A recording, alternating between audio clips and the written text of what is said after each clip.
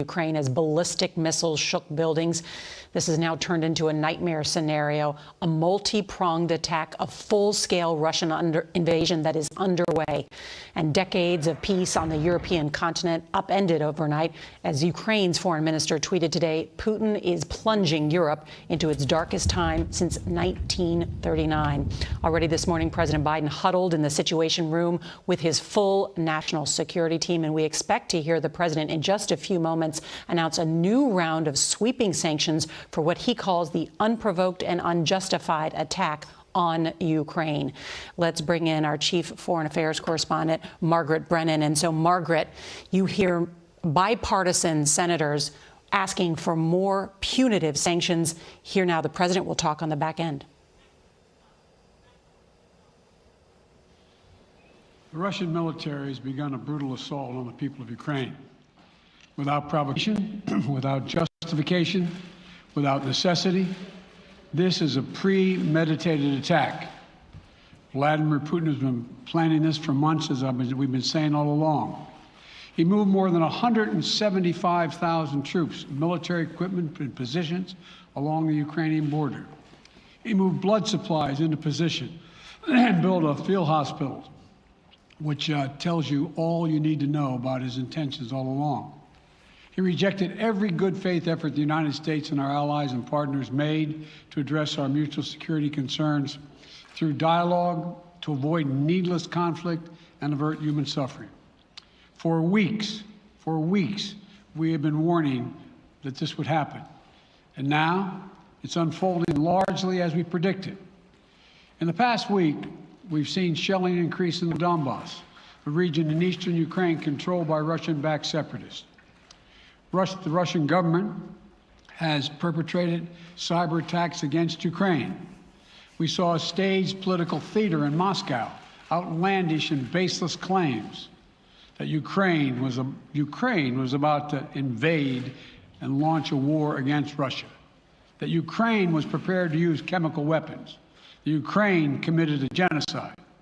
Without any evidence, we saw a flagrant violation of international law in attempting to unilaterally create two new so-called republics on sovereign Ukrainian territory. And at the very moment that the United Nations Security Council was meeting to stand up for Ukraine's sovereignty, to stave off invasion, Putin declared his war. Within moments, missile strikes began to fall on historic cities across Ukraine. Then came the air raids, followed by tanks and troops rolling in. We've been transparent with the world. We've shared declassified evidence about Russia's plans and cyber attacks and false pretexts so that there could be no confusion or cover-up about what Putin was doing. Putin is the aggressor. Putin chose this war, and now he and his country will bear the consequences. Today, I'm authorizing additional strong sanctions and new limitations on what can be exported to Russia. This is going to impose severe cost on the Russian economy, both immediately and over time. We have purposely designed these sanctions to maximize the long-term impact on Russia and to minimize the impact on the United States and our allies. I want to be clear, the United States is not doing this alone. For months, we've been building a coalition of partners representing well more than half the global economy.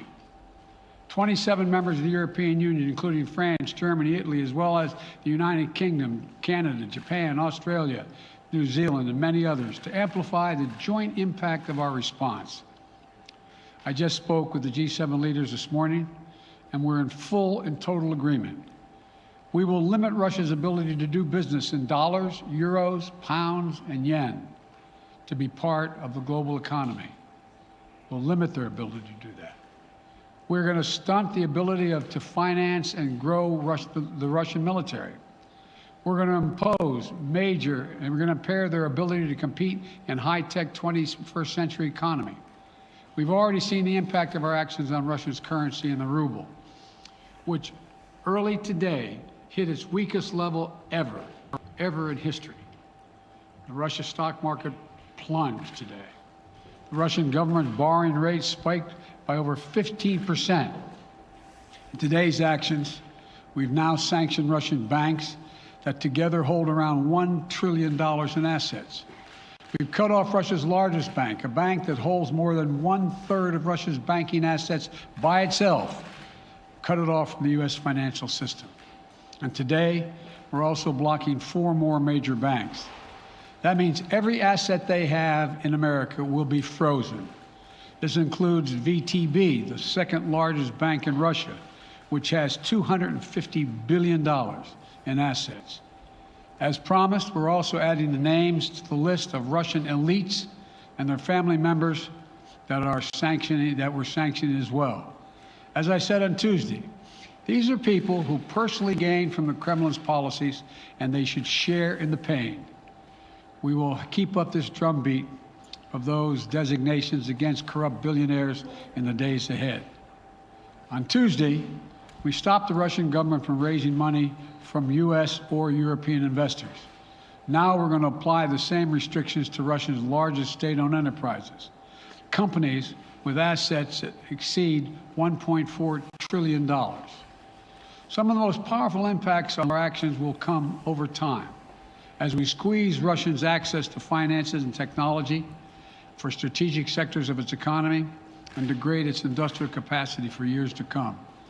Between our actions and those of our allies and partners, we estimate that we'll cut off more than half of Russia's high-tech imports. It'll strike a blow to their ability to continue to modernize their military. It'll degrade their aerospace industry, including their space program. It'll hurt their ability to build ships, reducing their ability to compete economically. And it will be a major hit to Putin's long-term strategic ambitions. And we're preparing to do more. In addition to the economic penalties we're imposing, we're also taking steps to defend our NATO allies, particularly in the East. Tomorrow, NATO will convene a summit. We'll be there to bring together the leaders of 30 allied nations and close partners to affirm our solidarity and to map out the next steps we will take to further strengthen all aspects of our NATO alliance. Although we provided over $650 million in defensive assistance to Ukraine just this last year, let me say it again. Our forces are not and will not be engaged in the conflict with Russia in Ukraine. Our forces are not going to Europe to fight in Ukraine, but to defend our NATO allies and reassure those allies in the East. As I made crystal clear, the United States will defend every inch of NATO territory with the full force of American power. And the good news is, NATO is more united and more determined than ever. There is no doubt that the United States and every NATO ally will meet our Article 5 commitments, which says that an attack on one is an attack on all. Over the past few weeks, I ordered thousands of additional forces to Germany and Poland as part of our commitment to NATO. On Tuesday, in response to Russia's aggressive action, including its troop presence in Belarus and the Black Sea, I've authorized the deployment of ground and air forces already stationed in Europe to NATO's eastern flank allies, Estonia, Latvia, Lithuania, Poland, and Romania. Our allies have also been stepping up, adding the other allies, the rest of NATO, adding their own forces and capabilities to ensure collective defense. And today, within hours of Russia's unleashing its assault, NATO came together and authorized and activated an activation of response plans. This will enable NATO's high readiness forces to deploy and when and where they are needed to protect our NATO allies on the eastern boundaries of Europe. And now I'm authorizing additional U.S. force capabilities to deploy to Germany as part of NATO's response, including some of the U.S.-based forces that the Department of Defense placed on standby weeks ago. I've also spoken with Defense Secretary Austin and Chairman of the Joint Chiefs, General Milley, about preparations for additional moves should they become necessary to protect our NATO allies and support the greatest military alliance in the history of the world, NATO. As we respond, my administration is using the tools, every tool at its disposal, to protect American families and businesses from rising prices at the gas pump. You know, we're taking active steps to bring down the cost And American oil and gas companies should not exploit this moment to hike their prices to raise profits. You know, in our sanctions package, we specifically designed to allow energy payments to continue. We are closely monitoring energy supplies for any disruption. We've been coordinating with major oil producing and consuming countries toward our common interest to secure global energy supplies. We are actively working with countries around the world to elevate collective release from the strategic petroleum reserves of major energy consuming countries. And the United States will release additional barrels of oil as conditions warrant. I know this is hard and that Americans are already hurting. I will do everything in my power to limit the pain the American people are feeling at the gas pump. This is critical to me. But this aggression cannot go unanswered. If it did, the consequences for America would be much worse. America stands up to bullies. We stand up for freedom. This is who we are. Let me also repeat the warning I made last week. If Russia pursues cyber attacks against our companies, our critical infrastructure, we are prepared to respond. For months, we've been working closely with the private sector to harden our cyber defenses, sharpen our ability to respond to Russian cyber attacks as well. I spoke last night to President Zelensky of Ukraine, and I assured him that the United States, together with our allies and partners in Europe, will support the Ukrainian people as they defend their country. We'll provide humanitarian relief to ease their suffering. And in the early days of this conflict, Russia propaganda outlets will keep trying to hide the truth and claim success for its military operation against a made-up threat. But history has shown, time and again, how swift gains in territory eventually give way to grinding occupations, acts of mass civil disobedience, and strategic dead ends. The next few weeks and months will be hard on the people of Ukraine. Putin has unleashed a great pain on them, but the Ukrainian people have known 30 years of independence. They have repeatedly shown that they will not tolerate anyone who tries to take their country backwards. This is a dangerous moment for all of Europe, for the freedom around the world. Putin has committed an assault on the very principles that uphold the global peace. But now, the entire world sees clearly what Putin and his Kremlin allies are really all about. This was never about a genuine security concerns on their part. It was always about naked aggression, about Putin's desire for empire by any means necessary, by bullying Russia's neighbors through coercion and corruption, by changing borders by force, and ultimately by choosing a war without a cause. Putin's actions betray his sinister vision for the future of our world, one where nations take what they want by force. But it is a vision that the United States and freedom-loving nations everywhere will oppose with every tool of our considerable power. The United States and our allies and partners will emerge from this stronger, more united, more determined, and more purposeful. And Putin's aggression against Ukraine will end up costing Russia dearly, economically and strategically. We will make sure of that. Putin will be a pariah on the international stage. Any nation that countenances Russia's naked aggression against Ukraine will be stained by association. When the history of this era is written, Putin's choice to make a totally unjustifiable war on Ukraine will have left Russia weaker and the rest of the world stronger. Liberty, democracy, human dignity, these are the forces far more powerful than fear and oppression. They cannot be extinguished by tyrants like Putin and his armies. They cannot be erased by from people's hearts and hopes by any amount of violence and intimidation. They endure. In the contest between democracy and autocracy, between sovereignty and subjugation, make no mistake, freedom will prevail. God bless the people of a free and democratic Ukraine, and may God protect our troops. Mr. President. Associated Press, Zeke. So do you have any plans to speak with President Putin at this point? And what interactions have you had with the Russian government? I heard the first part. Do I have any plans to speak with Putin at this point, and what? What communications have you had with the Kremlin as far as military operations in Ukraine and making sure this does not spiral into a larger conflict? Well, it's a large conflict already. The way we're going to ensure it's not going to aspire to a larger conflict is by providing all the forces needed in the Eastern European nations that are members of NATO. NATO is more united than it's ever been, and I have no plans to talk with Putin. Mr. President. Wall Street Journal, Tarina. Mr. President, you didn't mention SWIFT in your sanctions that you announced. Is there a reason why the U.S. Isn't doing that? Is there a disagreement among allies regarding SWIFT and whether Russia should be allowed to be a part of it? The sanctions that we've proposed on all their banks have of equal consequence, maybe more consequence than SWIFT, number one. Number two, it is always an option, but right now that's not the position that the rest of Europe wishes to take. Cecilia Vega, ABC. Sir, sanctions clearly have not been enough to deter Vladimir Putin to this point. What is going to stop him? How and when does this end? And do you see him trying to go beyond Ukraine?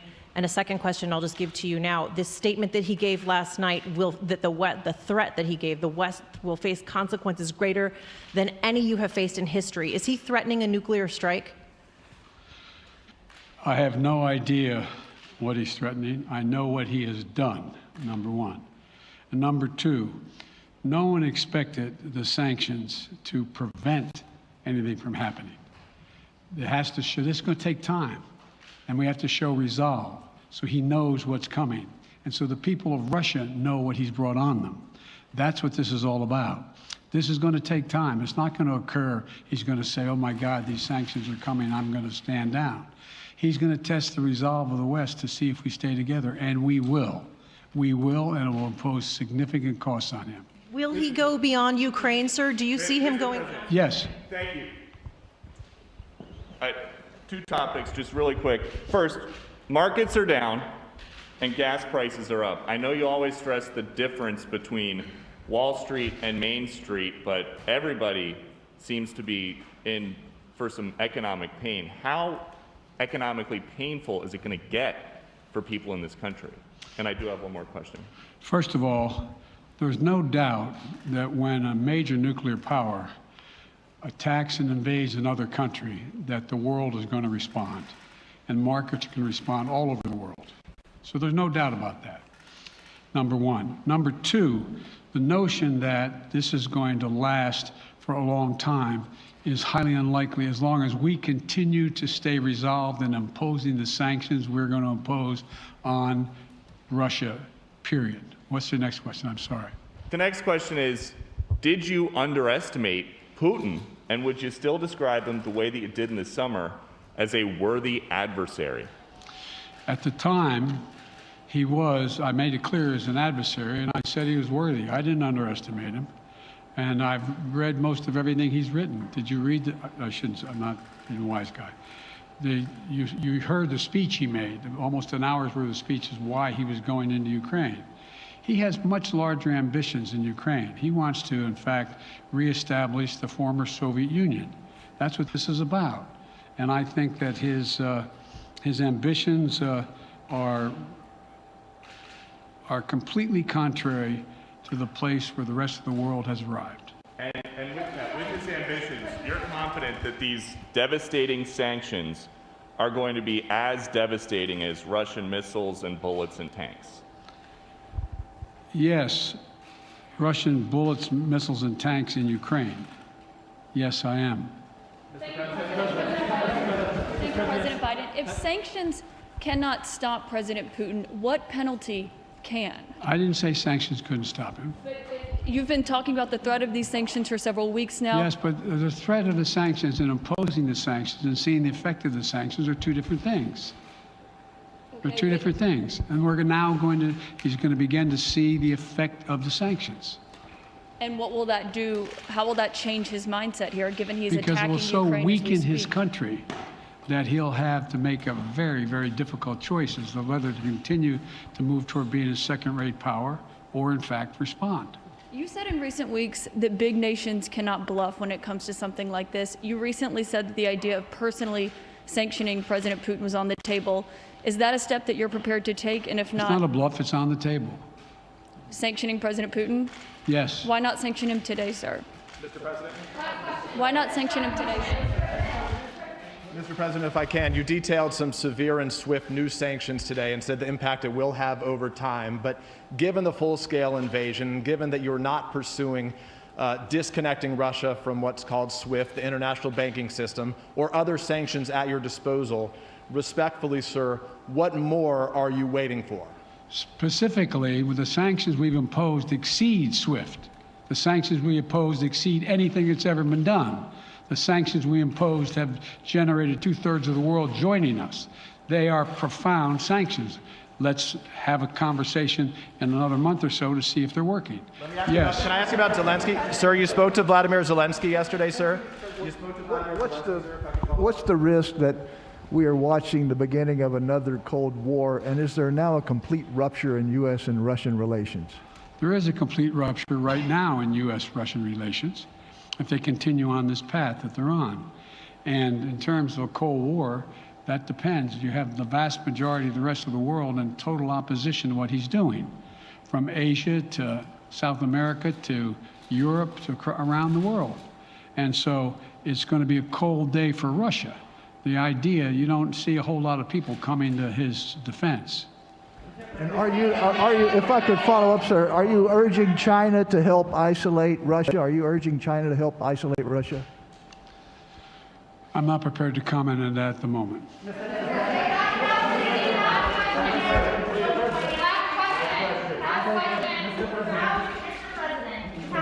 No. Yeah. No.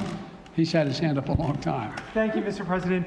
How concerned are you that Putin wants to go beyond Ukraine into other countries, and the U.S. will have to get involved if he moves into NATO countries? Well, if he did move into NATO countries, he will be involved. We will be involved. The only thing that I'm convinced of is if we don't stop now, he'll be emboldened. If we don't move against him now with these significant sanctions, he will be emboldened. And look, you know, well, anyway. And can you talk anything more about your conversation? Mr. President.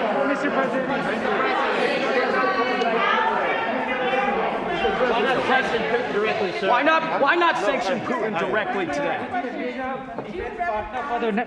I'm sorry, I can't hear you. Sir, India, which is a major defense partner of the United States, is India fully with you on the issue of Ukraine and Russia?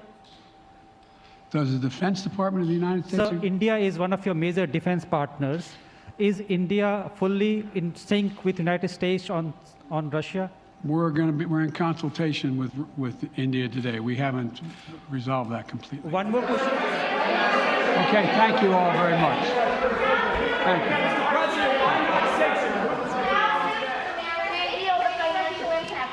And there you have it, the President of the United States making remarks about tough new economic sanctions, but holding back on what would be the SWIFT sanctions, essentially international banking sanctions that are considered the mother lode of sanctions, or personally sanction Vladimir Putin himself. Let's check in with Charlie D'Agata, who is in Ukraine's capital of Kyiv. And Charlie, despite these tough new punitive measures by the President of the United States, is it your understanding that Russia could capture Kyiv by the end of the day?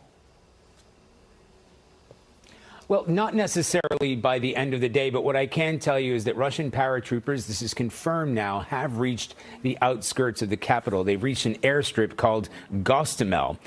Ukrainian forces, the Ukrainian military, it actually comes from President Zelensky himself, said that they have that airstrip surrounded and there is no escape. Throughout the day, we've heard several explosions. There is an intense salvo around noon here. There have been jets flying overhead all day long. It's quieted down this afternoon, but in not just that area, this is on the outskirts of the capital itself. Russian paratroopers have landed. There's a major battle underway, the way the Ukrainian ministry is describing it, and they've also reached parts of the west. So Russian forces are advancing, and again, we saw these airstrikes overnight and cruise missiles targeting places right here in the capital. We're just bracing for what may come this evening. Nora? Charlie Daggett there with that ominous warning as already Russian forces have captured Chernobyl, the site of the worst nuclear disaster in world history. And then President Biden saying today that he believes Vladimir Putin's ambitions are much larger than Ukraine. Some of you will now rejoin CBS programming. Our team coverage of the war in Ukraine will continue on CBS streaming. This has been a CBS News special report. I'm Nora O'Donnell in Washington.